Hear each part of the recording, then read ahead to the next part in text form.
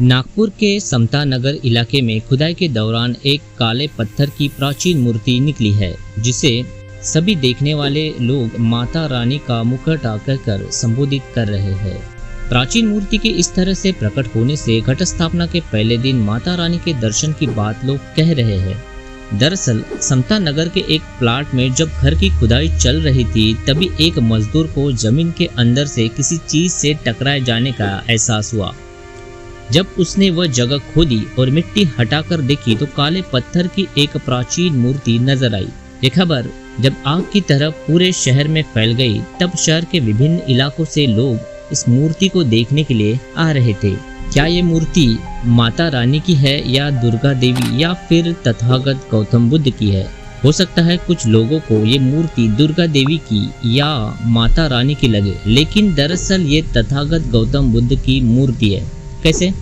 देखो, जब बुद्ध तपस्या करने बैठे तब उनके बाल नहीं थे। बुद्धिज्म में अगर आप भिक्षु या भिक्षुनी बन जाते हैं तब उनके सिर से बाल निकालने पड़ते हैं। अब कुछ लोग कहेंगे कि ये मूर्ति बुद्ध की नहीं है।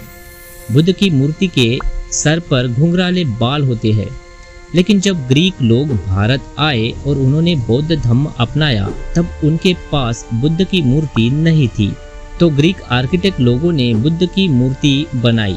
बुद्ध को अलग दिखाने के लिए उनके बाल घुंघराले कर दिए और ये मूर्तियां उस जमाने में फेमस हो गई और इसी तरह की मूर्तियां विश्व में प्रसिद्ध हो गई। लेकिन जब सम्राट अशोक ने मूर्तियां बनवाई तो सांपों के ऊपर लेटे हुए, वीटों के ऊपर खड़े हुए, हाथियों के ऊपर बैठे हुए और सांपों के आगे बैठे हुए ऐसी मूर्तियां बनवाई गई थी। अब आप इस मूर्ति को देखिए। इस मूर्ति की आंखें बंद है, जबकि देवी की आंखें खुली हुई होती है और चेहरे पे मुस्कान होती है। लेकिन भगवान बुद्ध की सारी मूर्तियां ध्यान मुद्रा में है। जब भगवान बुद्ध जीवित थे तब उनके चिन्हों की पूजा होती थी।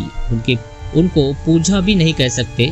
उनके चिन्हों के ऊपर कुछ फूल चढ़ाकर उनको नमन किया जाता था, जैसे उस चिन्हों के पैरों के निशान, कमल पुष्प, हाथी आदि के ऊपर फूल चढ़ाकर पूजा होती थी। बाद में उनके महान परिनिर्वाण के बाद उनके अनुयायियों ने उनकी मूर्तियां बनवाई। अब ये मूर्ति जो मिली है ये सम्राट अशोक के बनाई गई मूर्तियों में से एक है। लेकिन हमारे भारत के लोग श्रद्धावादी लोग हैं। इसी तर्ज पर कुछ लोग उसे देवी की मूर्ति भी कहते हैं। जो बुद्ध का इतिहास जानते हैं उन्हें ये मालूम होगा, इन मूर्तियों को पहचानने में कोई दिक्कत नहीं होगी।